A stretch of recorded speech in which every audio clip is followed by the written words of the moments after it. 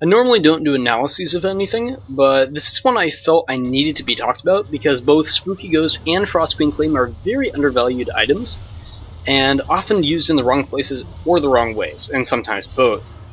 For the duration of this mini-guide, please keep in mind that I'm working on the assumption that only supports with good AP scaling are getting Frost Queen's Claim, and only supports with some AP scaling and the ability to make good picks are getting Twin Shadows. I'm going to start by talking about the basic stats of each item, and which one gives more.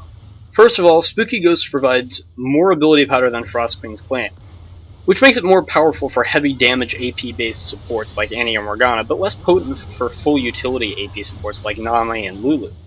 Granted, it's only a 30 AP difference, which isn't incredibly significant later in the game, but early on it can make a pretty big difference. The cooldown reduction that each item provides is good on supports, but we can skip over that since they have the same amount. The other stat that Twin Shadows has over Frost Queen's Claim is the movement speed bonus. It may be only 6%, but the way I figure it, on average, when including Tier 2 boots, that works out to about 22.6 bonus movement speed, which is pretty significant, as it makes it easy to kite, engage, poke, and even ward without getting caught as often. Frost Queen's Claim doesn't provide any, which is interesting for reasons I'll talk about later. In Frost Queen's Claim's defense, it has plenty over Spooky Ghosts as well. First of all, it grants 10 mana regen per 5, which works out to 2 mana per second. On a lot of supports, that can be incredibly useful, especially if you don't end up getting Athenes, Mikhails, Morellonomicon, or any other mana regen items, since AP supports rely heavily on their abilities to be valuable to the team. The other thing that Frost Queen's Claim has going for it is that it generates gold, while still being 200 gold cheaper and building out of a starting item. It grants 2 extra gold every 10 seconds, or 12 per minute, and then its passive has the potential to grant another 60 gold per minute, which works out to a pretty hefty amount of gold after a while. Note that this becomes nearly useless once you have a full build, so then if you still need mana regen, you should be swapping it for something to make up for that. However, the gold generation will buy this item for you, so selling it late game isn't very detrimental. Now let's look at each item's active and their role as an item. Twin Shadows summons 2 invulnerable ghosts for 6 seconds that move toward the 2 nearest enemy champions, and if they come into contact with an enemy champion, they slow the champion by 40% and reveal it for 2.5 seconds. It is possible to slow only one enemy with the 2 ghosts, though unlikely. The ghosts themselves grant vision around them, with a radius a bit smaller than a sight ward.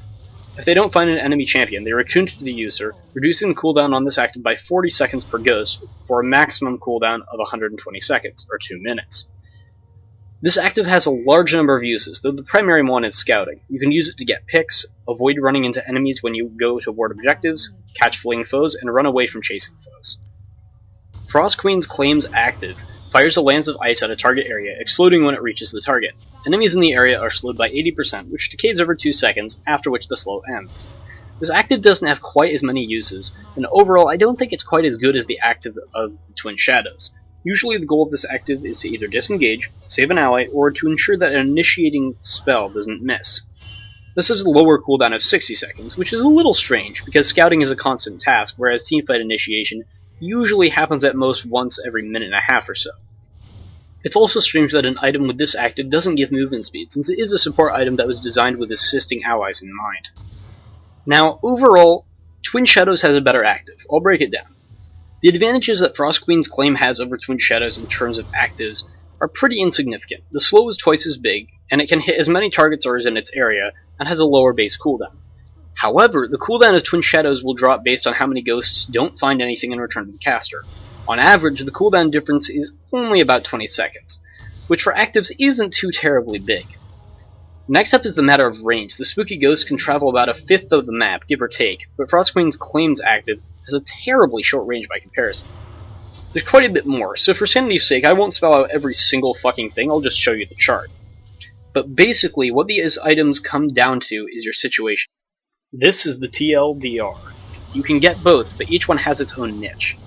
Frost Queen's Claim is good for playing safer, disengaging fights you don't want, and starting ones that you do. On the other hand, Twin Shadows is better for scouting, checking on objectives, and warding safely. Who am I kidding?